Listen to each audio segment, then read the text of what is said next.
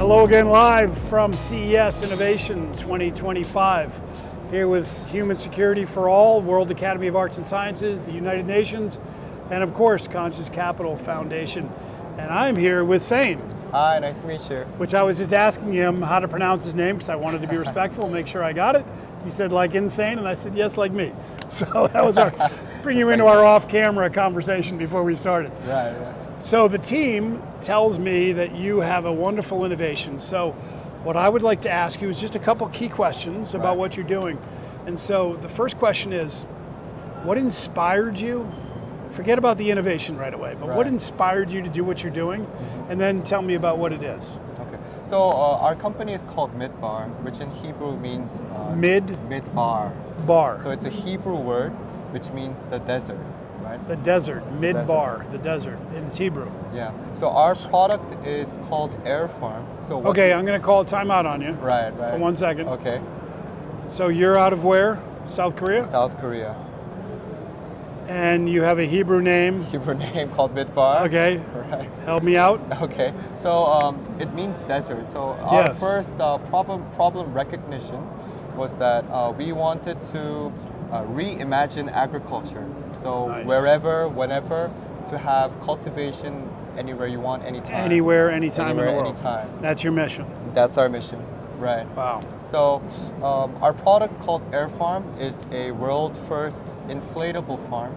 So it comes flat packed. Hold on. World first inflatable farm. That is so cool. Is it? Okay. So it comes flat packed, and once you inflate air, it becomes an air farm module in 10 to 15 minutes. I got so many questions. All right. Wow. So first of all, what inspired you to do this though? So we, as I've mentioned, we wanted to solve the world food crisis problem, food security problem. Why did you want to solve that? Well, for me, I was brought up in an agricultural family. My father, he wanted to solve food crisis problem. Nice. So I was born in Bangladesh, and then we started a farm in Bangladesh, which is still running, and we provide. What kind of farm? We provide organic farms. We grow rice. We grow all types of vegetables. All organic. All organic. We also grow livestock. So we provide milk, dairy, and meat products. How big? Just curious. Like, is it? Just about. I would say I don't know it in American. Yeah, but that's terms. okay. Yeah, it's quite big. Couple of thousands square kilometers. Yeah, kilometers. I would say. Okay, cool. Yeah, nice. yeah. Wow. So you grew up in that. I grew up in that, so I was very familiar with farming. And with that inspiration, actually I'm not the CEO, but our team is composed of people somewhat like me who want to really solve the food crisis problem, especially in uncertainties like war and climate change, to truly solve the food crisis problem, food security problem. So your company is smart enough to attract people who actually care and have a purpose that's aligned with the mission. Yeah, What's the CEO's name? CEO's name is Moses, actually. Moses, well done. Okay, continue. So I really wanted to join the team looking at their mission. They wanted to solve the food security problem, and they wanted to reimagine agriculture with innovative ideas, not following the conventional way of farming, so that we could have food cultivation anywhere, anytime. So our product is an inflatable smart farm where you can easily transport to anywhere around the world.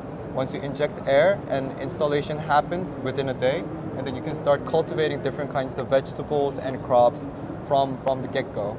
So, yeah. Okay, now here comes like the wave of questions I have. All right. So, temperatures, weather conditions, cost of actual production per square foot, types of things that can grow. Sorry, I got a whole bunch. No worries. Yeah, but that's really the kind of the key questions, right? That is true. Okay, first one is like, okay, I'm envisioning this inflatable thing comes up, and all of a sudden I've got, it doesn't have to be a hurricane, but major winds coming through, or sleet storms, or variations in temperature. Right.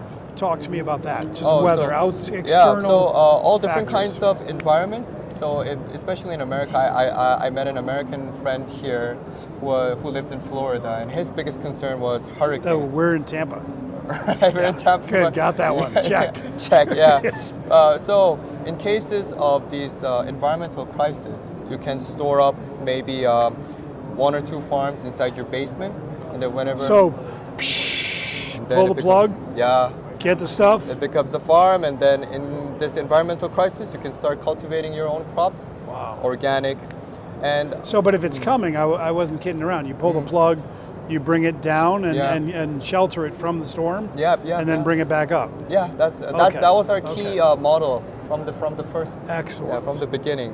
So our first target market was actually the Middle East, where they have very scarce resources, Yes. very low fresh water, Yes. and every kind of all kinds of food are mostly imported. Mm-hmm. So for them, food crisis, food security is a very big issue. Very vulnerable, right? Very vulnerable. Yes. So if they have, our air farm, whenever they need to produce their own food, they can just store up our farm, inflate it within 15 minutes, installation within maybe 2 to 3 hours, and then they can start cultivating their own food. What grows best in it? What has more challenges in it? So till now, we have ongoing our R&D for cultivation. So we can grow all sorts of different leafy greens, which include kale, lettuces, romaine, so on and so forth. We have herbs like rucola, basil. So are those soil based? Or are they hydroponic? Or It's all aeroponics. So aeroponics. Oh, okay. Yeah. Now we're getting to it. Right, right. All right. Explain that to our listeners, because we're not talking about dirt or just water. Right. We're talking about Mist and air. very cool. Which has got to be. Is it more efficient? More efficient, way more efficient. So there's a reason why our product is called Air Farm. There are 2 main reasons. Once I briefly mentioned that it's an inflatable farm, so you can flat pack it anywhere. Within 15 minutes, it becomes an inflatable module. Second reason, we use a technology called aeroponics, which basically means you spray the optimal amount of mist, water, and nutrient in a form of mist directly to the roots of the plants. So in that way, we can reduce the overall usage of resources by maybe 90 to 99%. Are you utilizing any kind of artificial intelligence real time to be able to we present your do. plan? So Okay. it's a data-driven system. Mm-hmm. So we use different kinds of data, plus we also use AI vision.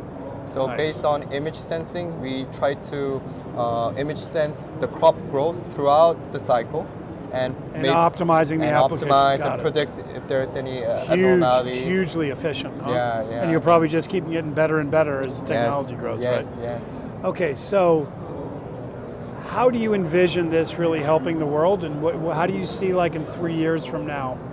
What's So- your vision in really helping the world with this thing? Right. So as we've said, our biggest vision is to tackle the food security and food crisis problem. And we've been expanding in the Middle Eastern area where everything is, all resources are scarce.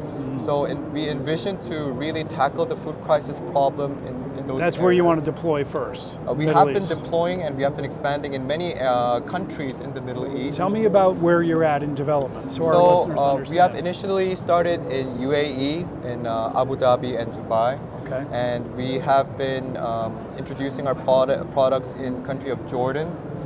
So we'll be moving to Jordan right after CES for the projects that we're doing there. We're trying to go into Palestine and Israel for those refugees. So we are also trying to cooperate in refugee camps in Jordan as well.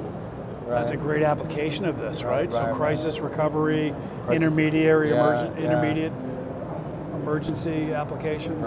Right. That's huge, right? That's huge, yeah. And then we have our upcoming new technologies which will be implemented into our product by this year. All right, tell me, what are they? Actually, it's quite confidential, but just Okay, just so a give little me bit. give our, come on, this is okay, breaking news, but you're not going to hear all of it, a little Right. bit, go ahead. So Be careful, I don't want to get you in trouble. Right, Moses, close your ears. Right. Moses not here, right? Moses is going to hear this, Right. so be careful. So right now we're mostly using aeroponics technology, which has already reduced 99% of water usage compared to other smart farms or conventional ways of farming. But we're totally going to throw out aeroponics with the nozzles and everything. Instead, we're going to use a system called mist circulation system, where we have different ways to create mist, and we're not going to use any nozzles. We won't need any canals or lines, which costs quite a lot and which is quite heavy. Instead, we're going to use fans to circulate the whole mist throughout the whole system, which is going to reduce from aeroponics again around 99% of the overall. And you'll be able to use your AI applications and vision technology to be able to tweak that, because that's going to take a little time, I would imagine. Not only vision. And I'm sure you've been working on it. Yes, of course. So not only about the plant itself, but we're also trying to focus on image sensing the roots of the plants, which is the main prediction of the health. There you go. Right. That's what we're trying to do. Very nice. So you can be very proactive once you get that sensitivity layer of what's happening with the health of the plant from the roots. Right. Very cool. Okay. Right. This is good stuff. Thank you. Another thing, just to add, we have another system called nano environmental control, where the current farms, they have to control the whole room, right? The temperature, the humidity, and so on and so forth. Square footage, size a little bit, just give me an idea of the whole room. For instance, like... I know you have different sizes, right? Right. So by smart farm, I mean the conventional, the smart farms that are in the market, vertical farms and factory-sized farms, they have to control the whole room temperature and humidity. Yes. Our farm currently is either a 10 feet container size module or a 20 feet container size module, which is around 3 meters by 2.5 or 6 meters by 2.5. Okay. So for now, we control the environment inside the air farm, the container size. Yep. But our next step is to not have to control the whole room of the air farm, but only in the cultivation bed. So we drastically reduce the overall electricity usage. We drastically reduce the heat energy which comes from the LED. It's a little bit complicated.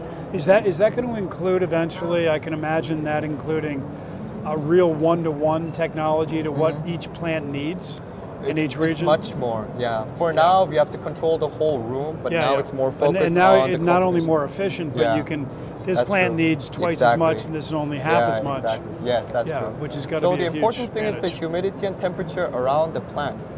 In order to do that, the current technology is to control the whole room. But now we're going to focus more on the area surrounding the plants. Yeah. So it's much more energy efficient.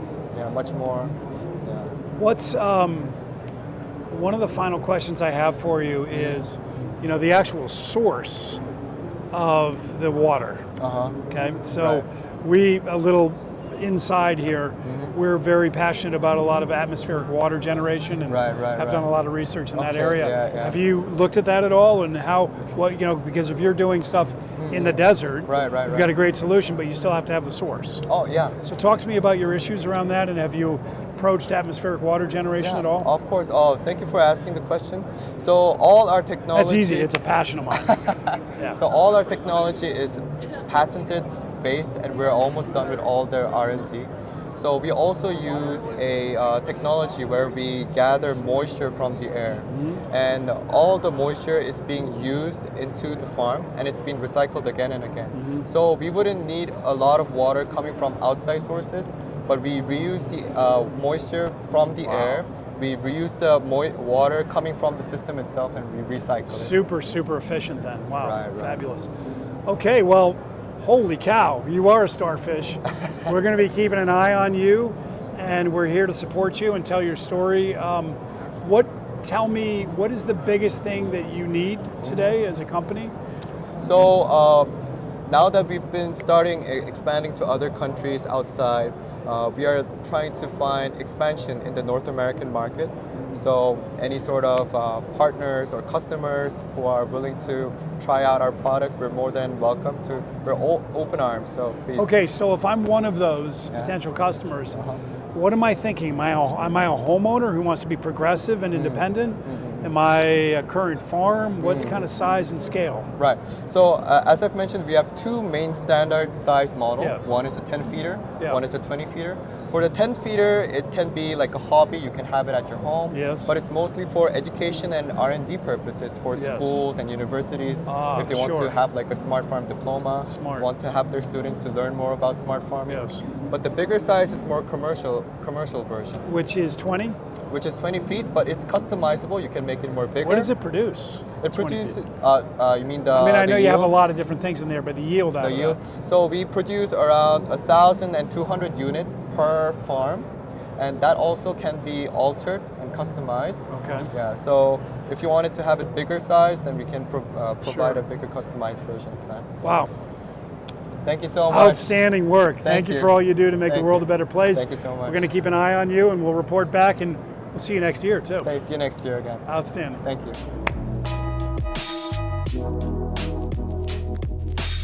you.